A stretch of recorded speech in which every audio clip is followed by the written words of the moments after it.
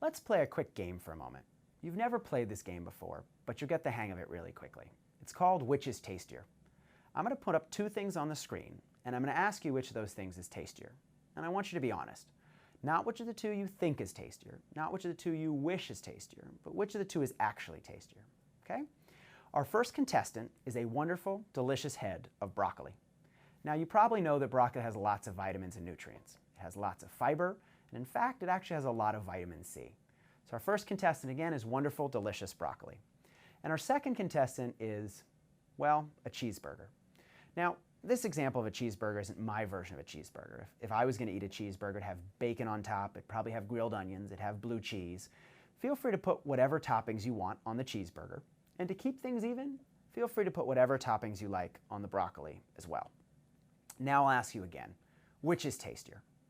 Be honest. The cheeseburger or the broccoli? Now, I've played this game with thousands of people, and the answer most people give is always the same. Most people say the cheeseburger. 95% of people say the cheeseburger. When I look at the other 5%, most of them are either vegetarians or maybe they're liars, one or the other. And I'll let you guess based on how well you know them. The point here is really simple. We all know that we should eat more broccoli. We all know that broccoli is better for us. The government has spent millions of dollars and decades trying to convince people to eat more fruits and vegetables.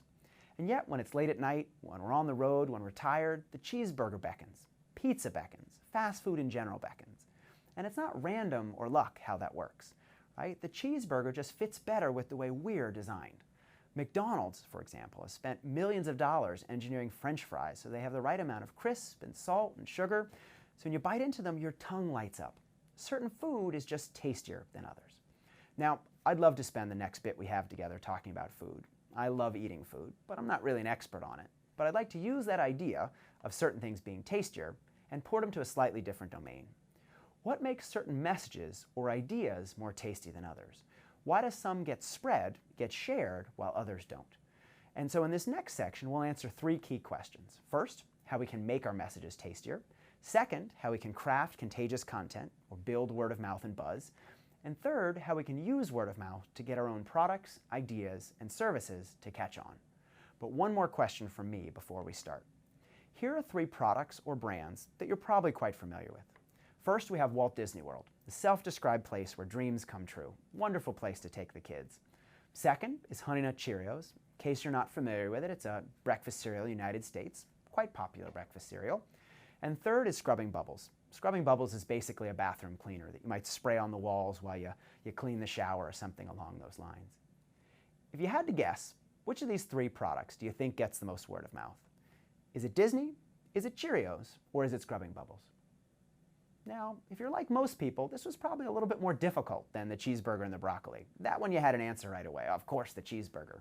But here you're probably a little bit more uncertain. I don't know which of these three gets more word of mouth. And indeed, you might say this answer doesn't have a lot to do with me, because unless you work for Disney World, or you work for Cheerios, or you work for Scrubbing Bubbles, you don't really care which one gets more word of mouth. But the why is really important, because if we don't understand why one of these gets more word of mouth, it's going to be really hard to get people to talk about and share our ideas, to get our products to catch on, whether externally, outside an organization, or internally, within an organization. And that brings me to my second point. So if you had to guess, which of the three do you think it is? Well, most people, when I ask this question, would say Disney World. Usually about 85% of people guess Disney World. And it's a great guess, but unfortunately it's wrong. Usually, another set of people, maybe about 10, 12, maybe even 15% guess Scrubbing Bubbles. That also makes a lot of sense, and unfortunately, that's also wrong. The answer is Cheerios, the one that almost nobody guesses. And the point here is really simple. We all might think we understand word of mouth. We see viral content on the web and we assume, I get it, I know what makes things viral. But if we don't understand the science behind social transmission, we're not going to be able to get messages to catch on. We have to understand how to craft contagious content.